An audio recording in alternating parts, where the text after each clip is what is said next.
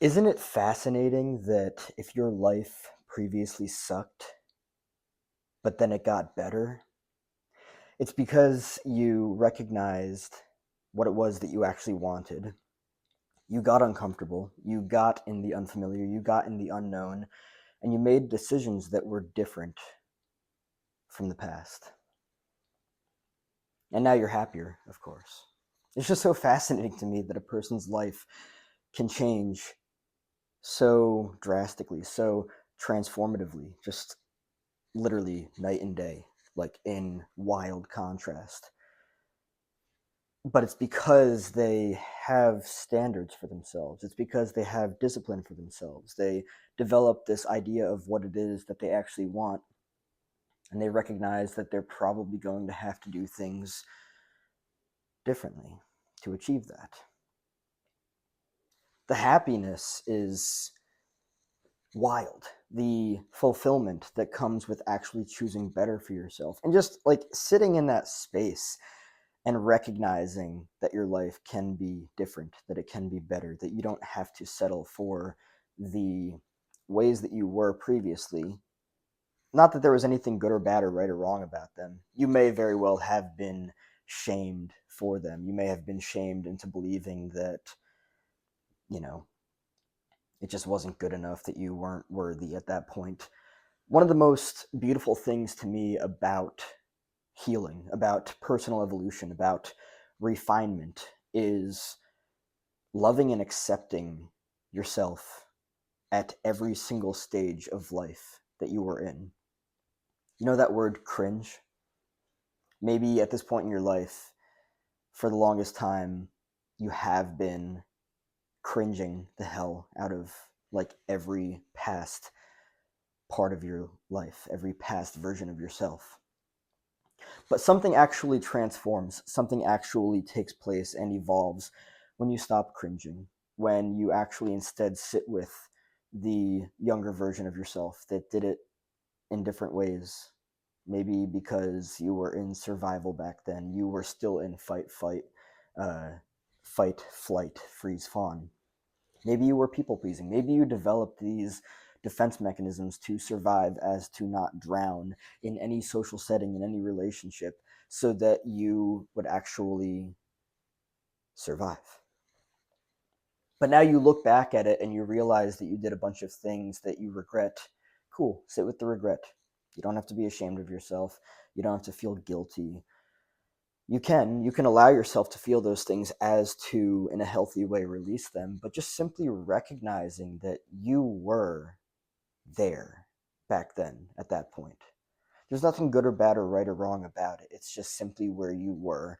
You were a less physically and consciously evolved individual, and with that you did things that now you look at and you're like, ew.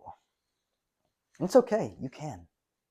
But you can also step outside of that once you've taken enough time to ew and actually look at it and be like, damn, that's okay. It's all right that I did those things. It's okay. I don't need to be so hard on myself. I don't need to feel ashamed of myself. I don't need to continue to carry all of this shame, all of this guilt that I've carried for all of these years. And instead, I can just recognize that, well, I've done this for a long time. Now I want to do this. I want to sit in this space. I want to experience these brush strokes. Previously, I was working with these really violent brush strokes. Now I want to work with these softer toned brush strokes and see how they complement my life. And quite honestly, I would argue that when you step outside of the shaming, the guilting, you're stepping outside of the violent brush strokes and you're starting to consider that, oh, wait a second, maybe life would look pretty marvelous, pretty magnificent with these softer tones. In fact, I can actually be gentle with myself. I can recognize that, yeah, that's just simply where I was back then, and I'm not there anymore.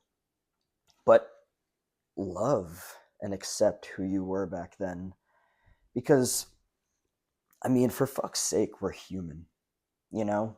Nothing more, nothing less. There's no such thing as perfection. There's no such thing as a perfect human. There's no such thing as a perfect parent, a perfect child. We are all just human. And recognizing that and really sitting with that and understanding that and making sense of that, that's the ticket out. When I say out, though, I'm not saying away from. It's not about going beyond any of this stuff. It's about accepting it. It's about sitting with it. It's about recognizing that it's okay. You may have been really hard on yourself in the past, and that's okay. And so now on this journey, well, let me just say real quick, it's okay that you've been hard on yourself. You can now work to be more gentle with yourself moving forward into the future. If that's what you choose, it's entirely your choice. I don't know why anybody would choose to. No shame or anything. No guilt. When you understand that you're allowed to stop screaming at yourself, when you understand that you're allowed to stop hitting yourself, your life transforms. When you understand that you're allowed to stop being hard on yourself, you probably learned that from somebody who was hard on themselves, and they just projected their own pain onto you. Oh, why can't you be more than human? Because I can't, Bob. That's why. Because I can't. I mean, I don't know. And then when you develop the capacity to just laugh at yourself and realize that you've missed out on a lot of laughter, which it's okay as well, there's plenty of years to laugh. When you develop the capacity to laugh at yourself and have that sense of gentleness with yourself, that vulnerability with yourself, and realize that life is just magnificent when you take off all of the armor that you developed, from the trauma, from the survival mode. The main theme of this video is choosing better for yourself in life, but doing it in a way that is healthy. Because there are people out there that believe, and again, you can do whatever you want to, but there are people out there that believe that the way to self-betterment is through screaming at yourself, maybe while you're looking in the mirror. And there are a bunch of people out there that reinforce that. A lot of people believe that the path to self-betterment means all or nothing dynamics of starving yourself from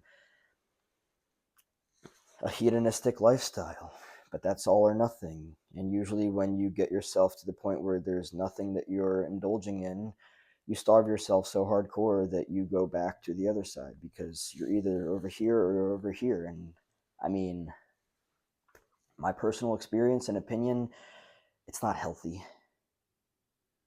The path to self-betterment can totally entail you being gentle with yourself, choosing healthier, softer toned brushstrokes rather than these violent fucking brushstrokes because you're frustrated. You're frustrated at yourself for reasons that you might not even be aware of. You're frustrated at yourself because maybe your parent told you that you're not manly enough, and your parent violates the shit out of your boundaries and tried to teach you that you need to become a real man, and you learn that that entails you being really fucking difficult on yourself. And it's just all about seeing that stuff for what it is, not healthy. And understanding that ultimately you determine yourself. The more you put yourself out there for the external validation and approval and the green lights that everyone else doesn't give you, because quite honestly, it's not their place to give it to you. And it's far less empowering to go that route.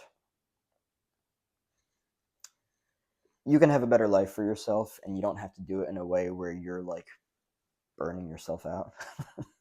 I know that a lot of people believe that you have to like push yourself really hard. I'm all about altitude. I'm all about elevation.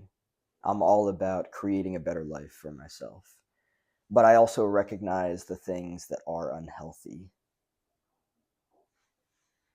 and I choose to have healthy brush strokes rather than violent, unhealthy ones. That's the difference. That's the difference. You get to choose you.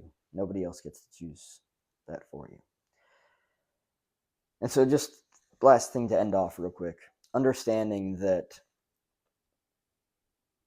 if you want a different life, you're going to have to do things differently. And if that different entails you going from being hard on yourself to being gentle with yourself, you might discover, metaphorically, it's kind of like how a plant opens up to the sun. You can be gentle with yourself. And you might be surprised to find out what happens if you do.